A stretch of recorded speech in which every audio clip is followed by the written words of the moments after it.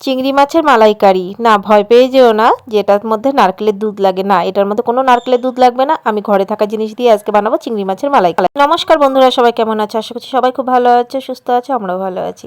আবার নিয়ে চলে এলাম সুন্দর একটা রেসিপি, চিংড়ি মাছের মালাইকারি। এখানে গলদা চিংড়ি নিয়েছি আর আমি চিংড়ি মাছগুলোকে এইভাবে ছিলে নিয়েছি। তোমরা চাইলে কিন্তু মাথার কাছে যে ছিলকাটা থাকে সেই ছিলকাটা রেখে দিতে পারো, শুধু মাঝখানের ছিলকাটা উঠিয়ে লেজের দিকে আর মাথার দিকের ছিলকাটা রাখতে পারো, সেটাও ভালো হয়। আমার আবার মাথার দিকে ছিলকাটা রাখিনি, আমি সেটাকে পরিষ্কার করে নিয়েছি আর আধা পেটের থেকে লেজ অবধি ছিলকাটা রেখেছি। আশা করছি তোমাদের বুঝাতে পেরেছি। যাই হোক, এটার মধ্যে কিন্তু আমি দিয়ে দিয়েছি হলুদ গুঁড়ো, নুন আর হচ্ছে লঙ্কার গুঁড়ো। সেটাকে ভালো করে মেখে নেব। তারপর এটার মধ্যে কাঠি ঢুকিয়ে দেব, মানে হচ্ছে টুথপিক। তো সেটাও দিলে কি হয়, চিংড়ি মাছটা এমনি কিন্তু তেলে দিলে পুরো একদম মানে চিমড়ে লেগে ছোট হয়ে যায়। সেই জন্য যদি আমরা কাঠি বা টুথপিক কোনো দিয়ে রাখি তখন ওটা লম্বা থাকে আর দেখতে ভালো লাগে। অনেকেই কিন্তু আমরা ভয় করি মালাইকারিটা অনেকটাই কঠিন, বানাতে পারবো না, কিন্তু না, একদমই সহজ রেসিপি আমি তোমাদের সঙ্গে শেয়ার করব। তো দেখো, এখানে কড়ার মধ্যে দিয়ে দিলাম সর্ষের তেল। তেলটা এখানে গরম হতে হতে আমি মাছগুলোর ভিতরে কিন্তু টুথপিক ঢুকিয়ে নিয়েছি। দেখতেই পাচ্ছ কিভাবে আমি টুথপিকটা দিয়েছি, আর এইভাবে দেওয়াতে পুরো স্ট্রেট হয়ে আছে চিংড়ি মাছটা। তো দেখতে পাচ্ছ কিভাবে কোথা দিয়ে আমি দিয়েছি। তো এইভাবে দিলে কিন্তু একদম চিংড়ি মাছটা কোনো একদম ছোট হয়ে যাবে না, এইভাবে লম্বা লম্বা থাকবে। সেটা কিন্তু কাউকে খেতে দিতেও আমাদের ভালো লাগে, সার্ভ করতে, আর নিজে খেতেও ভালো লাগে, যেহেতু দেখতে লম্বা লম্বাই লাগে আর বড় বড়ই থাকে গলদা চিংড়িগুলো।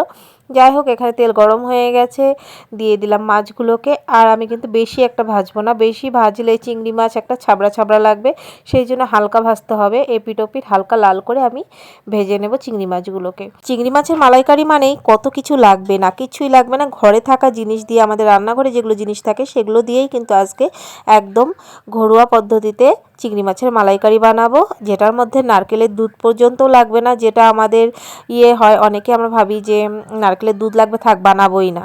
তো এটার মধ্যে কোনো কিছু না, যাদের খেতে ইচ্ছা করে বানাতে পারো না, এইভাবে একবার বানিয়ে দেখো, ঘরে থাকা জিনিস দিয়ে সুন্দর চিংড়ি মাছের মালাইকারি। আর এখানে দেখো, কথা বলতে বলতে মাছগুলো ভাজা হয়ে গেছে। আর এখন আমি ওই তেলের মধ্যেই দিয়ে দেব গরম মশলা। তো গরম মশলার মধ্যে নিয়েছি এলাচ, দারচিনি আর একটু লবঙ্গ। তারপর একটুখানি গরম করে দিয়ে দিলাম গ্রেট করা পেঁয়াজ। গ্রেট করা পেঁয়াজটাকে দিয়ে দিলাম, আর এখন পেঁয়াজটা এখানে আমি ভাজা ভাজা করে নেব। গ্যাসের আঁচটাকে মিডিয়াম করে আমি পেঁয়াজগুলোকে ভেজে নেব, যাতে নিচে না লেগে যায়, সেই খেয়ালটা রাখতে হবে, তাহলে কিন্তু রান্নার স্বাদ একদমই চলে যাবে নিচে লেগে গেলে। যাই হোক, ওখানে পেঁয়াজটা ভাজা হতে হতে এখানে একটা মশলা তৈরি করে নিয়ে নিলাম। এখানে আমি 1 চামচের মতো সর্ষে দানা আর 2 চামচের মতো পোস্ত দানা, কারণ পোস্ত দানাটা একটু বেশি দিতে হবে।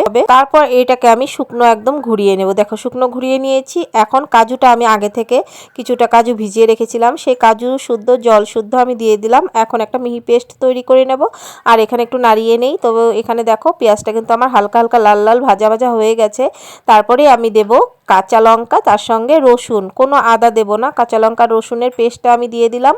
এখন এই কাঁচা লঙ্কা আর রসুনের পেস্টটাকে ভালো করে একটু ভাজা ভাজা করে নেব, যাতে রসুনের কাঁচা গন্ধটা না করে।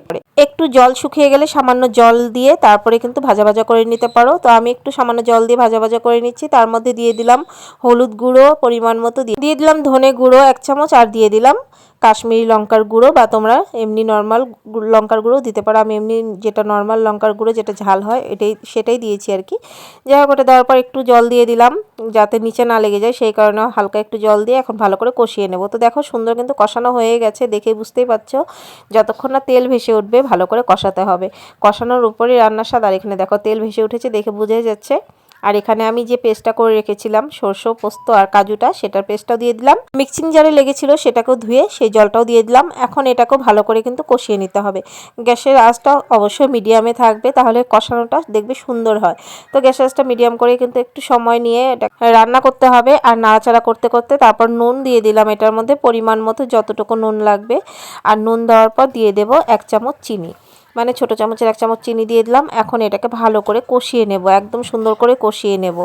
আর নাড়াচাড়া করে কষাতে কষাতেই কিন্তু এটা স্বাদটা আরও মানে এতটা সুন্দর গন্ধ বেরিয়ে হয়েছে, মানে কি বলবো, কি যে ভালো লাগছে। তো দেখো, কষাতে কষাতে এখানে তেলটা কিন্তু ভেসে উঠেছে, দেখে বুঝতেই পারছো। তখনই আমি দিয়ে দেব দই। 2 চামচ টক দই আমি এটাকে একটু ঘুটিয়ে নিয়েছিলাম যাতে দইটা ফেটে না যায় দেওয়ার পর, সেই জন্য। আর বাটিটা ধুয়েও একটু জল দিয়ে দিলাম। দইটা দেওয়ার পর এখন আবারও ভালো করে কষিয়ে নেব এটাকে।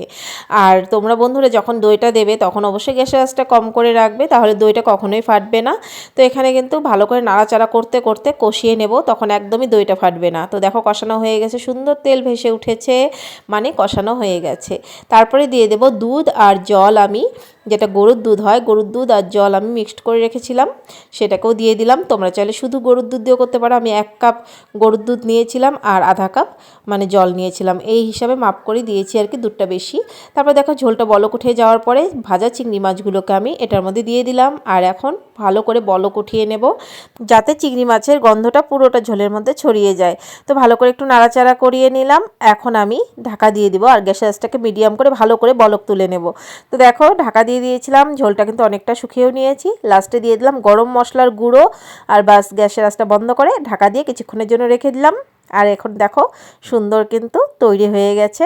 আর এখানে দিয়ে দিলাম লাস্টে কয়েকটা কাঁচা লঙ্কা, সেই কাঁচা লঙ্কাটা ভাতের সাথে খেতে তো বেশ ভালোই লাগে, আর কাঁচা লঙ্কার গন্ধটা যখন ঝোলে ছড়ায় দারুণ লাগে। এখন এটাকে নামিয়ে নেব। তো দেখো চিংড়ি মাছের মালাইকারি একদম রেডি। তোমরা চাইলে কিন্তু ঝোলটা আর একটু শুকিয়ে নিতে পারো, তো আমি ইচ্ছে করে রেখেছি কারণ ঝোলটা পরে টেনেও নেবে, আর একটু আমার ঝোল দরকার কারণ আমার বাড়ির সবাই একটু ঝোল ঝোল করবে, সেই জন্য। যাই হোক একটু গ্রেভি গ্রেভি হয়েছে, একদম যে পাতলা সেটা কিন্তু হয়নি, তোমরা চাইলে আর একটু গ্রেভি করতে পারো। আর আজকে চিংড়ি মাছের মালাইকারিটা কেমন হয়েছে একদম সিম্পলভাবে ঘরে রান্নাঘরে থাকা জিনিস দিয়ে কমেন্ট করে অবশ্যই জানিও। সিম্পল চিংড়ি মাছের মালাইকারিটা যদি ভালো লেগে থাকে প্লিজ একটা করে সবাই লাইক করে দিও, আর চ্যানেলটা সাবস্ক্রাইব করা না থাকলে সাবস্ক্রাইব করে আমার পাশে থাকার অনুরোধ করছি আর সুন্দর সুন্দর রেসিপি দেখার জন্য। আর ফেসবুক পেজটাকে ফলো করা না থাকলে ফলো করে পাশে থাকার অনুরোধ করছি। এখনকার মতো সবাইকে টাটা।